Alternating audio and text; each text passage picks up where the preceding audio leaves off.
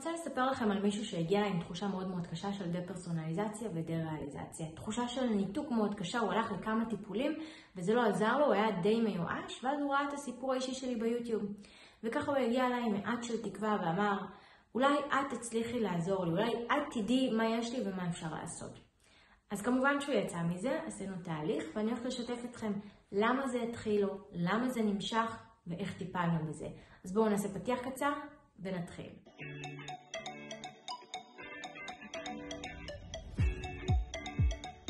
שלום וברוכים השבים לערוץ היוטיוב שלי, אני ברדדי ואני עוזרת לאנשים עם חרדה, דיכאון, דה-פרסונליזציה ודה-ריאליזציה. והיום בסרטון אני רוצה לספר לכם על מישהו שעשה איתי תהליך שהגיע להם במצב של דה-פרסונליזציה ודה-ריאליזציה, ועשינו תהליך לצאת מזה. אז קודם כל אצלו זה התחיל ממש בבום. הוא ישב עם חבר ופתאום בום זה התחיל לו. הוא לא עשה שום דבר מיוחד, לא לקח משהו, לא... שום דבר, פשוט ישב עם החבר וזה התחיל. מה שצריך לעשות, דבר ראשון, לשאול שאלות, להבין מה היה שם, מה קרה, איפה הייתם, על מה דיברתם, מה היה יום לפני, מה היה באותו שבוע, להבין בעצם את הסיטואציה כדי לראות את כל התמונה. מסתבר שיש לאותו בחור צעיר עבר של חרדת בריאות, היפוכונדריה. הוא אחד כזה שמאוד חושש לבריאות שלו, שכשכואב לו משהו ישר בודק בגוגל והוא מאוד נלחץ, אולי יש לי גידול, אולי יש לי התקף לב, אולי יש לי שבץ. מכירים את אלה? זה נקרא היפוכונדריה. אז היה לאותו בחור צעיר כבר עבר של היפוכונדריה לא מטופלת. זאת אומרת, הוא לא הלך לשום טיפול, לא רק כדורים, כדורים יכול באמת לעזור, אבל בעיקר מה שחשוב זה בעצם טיפול בחרדת בריאות. השיטה המומלצת היא בדרך כלל שיטת CBT, למצוא עם מטפל שאנחנו מתחברים אליו. אז הוא סבל מחרדת בריאות, היפוכונדריה לא מטופלת, זאת אומרת לא טיפל בדפוסי המחשבה שלו כדי לאזן את זה, והיפוכונדריה זה ממש קרקע יציבה לדה-פרסונליזציה, דה-ריאליזציה, זה ממש קרקע פוריה לזה, מכיוון שאנשים מאוד חרדתיים לבריאות שלהם, כל דבר שהם מרגישים נלחצים ובודקים, מה שיכול להוביל אותם להתקפי חרדה, שבסופו של דבר התקפי חרדה האלה יכולים להתעצם עד לתחושה של דה-פרסונליזציה, דה-ריאליזציה, ולכן כדאי לטפל בהיפוכונדריה כבר מההתחלה שלה, מכיוון שאחר כך שמרגישים התקפי חרדה או תחושה של ניתוק, נכנסים ליותר לחץ מזה של אימא'לה, אני עומד למות עוד יותר, זאת אומרת עוד יותר מתדלקים את זה, כשבסופו של דבר מה שצריך לעשות בזמן התקף חרדה ובזמן דה-פרסונליזציה, דה-ריאליזציה צריך להירגע, כמה שיותר להירגע. אנשים עם היפוכונדריה הם לרוב ילחצו יותר, וואי, למה יש לי מחנק בגרון, יש לי כאבי בטן, יש לי סחרחורות, אני עומד למות. בעצם התסמינים של החרדה יהפכו להיות טריגר בפני עצמו שעוד יותר מלחיץ של אני עומד למות בגלל התסמין הזה, מה שיוביל לידי פרסונליזציה, דה-ריאליזציה. וזה בדיוק מה שקרה לו.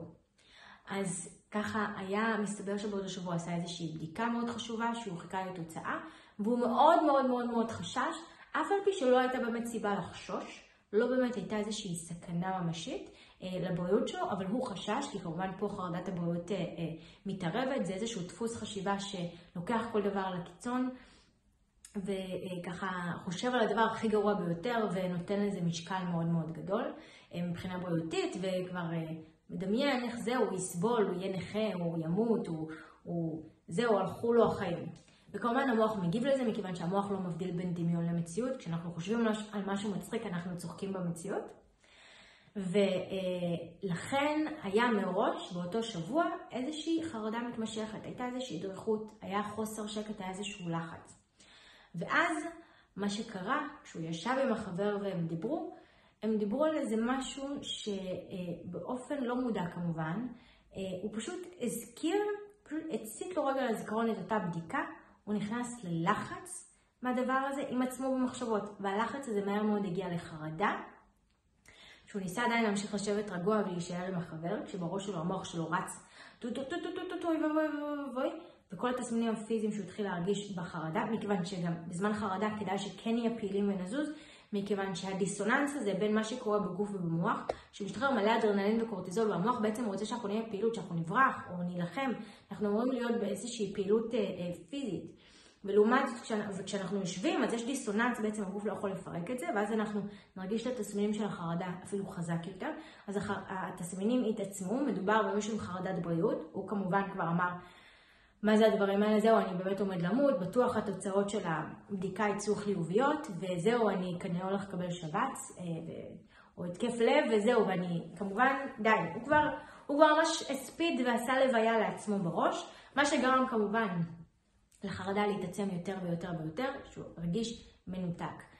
והוא לא רצה לספר לחבר, הוא לא רצה לראות מטורלל שמדבר שטויות, הוא הסתיר את זה והוא שמר את זה, וכמובן שהוא נלחץ יותר ויותר ויותר, כי עוד פעם, יש פה עניין של חרדת בריאות. הוא כמובן השליך את זה ופירש את זה לבעיות בריאותיות, עם התקף לב ושבץ וגידול במוח וזה, כל הדברים הכי גרועים שיכולים להיות. והוא כמובן היה בטוח שיש לו הפרעה נוירולוגית, בעיה נוירולוגית מאוד חמורה, וזהו משהו במוח שהוא עומד למות. אכן כן, החרדה והניתוק מגיעים מהמוח. זאת אומרת, זה עניין במוח, אנחנו נרגיש את זה במוח, אנחנו נרגיש שיש לנו איזה כאבי ראש או זרמים, וזה, אנחנו נרגיש באמת שזה מגיע מהמוח, אבל לא מדובר בבעיה נוירולוגית. בכל מקרה, חוזרים לענייננו, הוא הגיע אליי, הסיבה שגרמה לזה להתחיל זה היפוכונדריה, חרדת בריאות, הסיבה שגרמה לזה להישאר שוב זה היפוכונדריה, חרדת בריאות.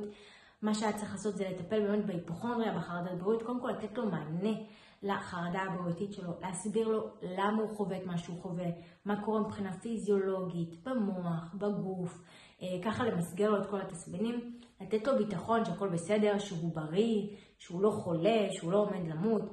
כמובן גם בזמן הזה שהוא היה בניתוק, הוא גם קיבל את התשובה מהרופא שבאמת הכל בסדר, אבל מבחינתו הוא גם לא האמין לרופא, כי עכשיו הוא מאוד משתדל פרסונליזציה, דריאליזציה, זאת אומרת, איך הרופא לא מצא שיש לי משהו במחלה סופנית, כנראה שהרופא לא עושה עבודה טובה, כך שזה גם גרם לו להטיל ספק ברופא.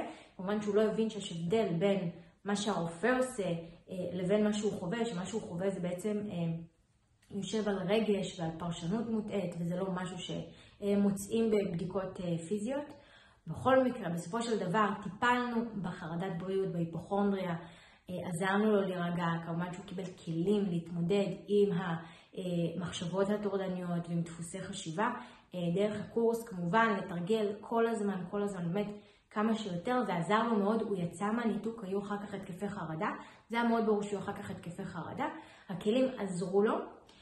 מה שכן, החרדת בריאות צריך אחר כך לטפל בה, זאת אומרת, אחרי שאנחנו מורידים את הניתוק ואז יש התקפי חרדה, יופי, אחר כך צריך ללכת לטיפול הרבה יותר פרטני לגבי ההיפוכונדריה, החרדת בריאות, כי צריך לשנות את הדפוסי חשיבה.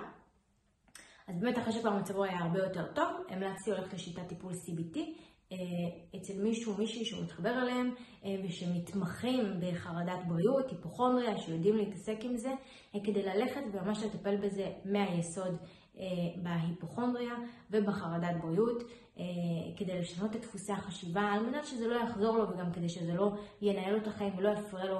הוא בחור מאוד מאוד צעיר, באמת בגיל מבוגר יותר, זה בדרך כלל מחמיר, ואנחנו לא רוצים לקחת את זה קדימה, אנחנו רוצים לטפל בזה כל עוד זה טרי. וככה הוא חזר לחיים שלו, לחיות את החיים, להרגיש אותם שוב, ולהשתחרר מכל הדבר הזה, שבאמת זו הייתה תקופה מאוד מאוד מאוד קשה עבורו. אם הסרטון הזה עזר לכם, נתן לכם קצת תקווה, תעשו לייק ותשאירו תגובה כדי שיגיע לעוד אנשים ויוכל לעזור גם להם. אם עדיין לא לחצתם להירשם כמנוי, לחצו עכשיו, יירשם כמנוי, וניפגש בסרטון הבא. ביי!